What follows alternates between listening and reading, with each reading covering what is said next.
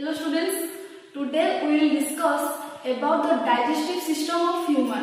तो 10th class रे आमे एपर्यंत पढी के आसीथिले पोषण रे आलोक संश्लेषण रे पढी के आसीथिले आलोक संश्लेषण रो प्रकार दुई सह प्रक्रिया रहथिला आलोक प्रक्रिया और अंधकार प्रक्रिया।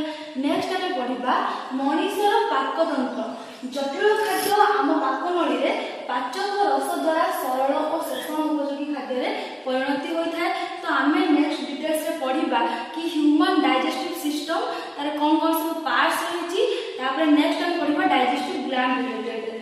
देखो वर्तमान आमे ह्यूमन डाइजेस्टिव सिस्टम रे डायग्राम देखछंती माउथ सैलिवरी ग्लैंड्स आमे पढिबा डाइजेस्टिव ग्लैंड से सब पढिबा एसोफेगस रे O E S O oesophagus stomach pancreas gall bladder this is the gall bladder small intestine एटा appendix rectum anus large intestine एटा सब ह्यूमन डाइजेस्टिव सिस्टम रो गोटे गोटे पार्ट्स आमे डिटेल्स रे देखि पढिबा। ह्यूमन डाइजेस्टिव सिस्टम दुई भाग दुई पार्ट्स विभक्त रहिछि। गोटे हला पाकनळी और पाक ग्रंथि। फास्ट देखिबा पाकनळी पाटी रो आरंभ होई मळ द्वार रे शेष होइथाय। एक वयोप्राप्त व्यक्ति रे एहार लंब 6 टू 9 मीटर पर्यंत होइथाय एवं पाकनळी रो गठन और कार्य को आधार करी एहाको विभिन्न अंश रे परिणत करा जायछि। देखिबा फास्ट मुख गहर देन ग्रसनी ग्रासनळी पाकस्थली क्षुद्रांत मुखतंत्र मलाशय और मलद्वार एगुड़ा सिक्वेन्शियली आम भल भाव में पढ़ा। पाटी माउथ तापर बकाल कैविटी जोटा कि मुख गहर। नेक्स्ट आम देखा ग्रसनी तापर ग्रासनली पाकस्थली क्षुद्रांत बृहदंत एवं मलाशय और मलद्वार। फास्ट आम देखा पाटी और मुख गहर।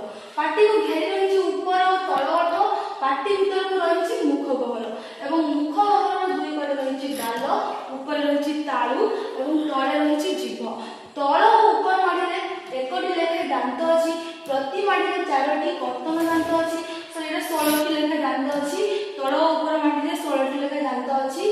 टोटल मिसी केते 32 एवं प्रति माड़ी रे चारोटी कर्तन दांत दुईटी छेदक दांत गोटे चारोटी चर्बण दांत 6टी पेशेंट दांत रहिछि।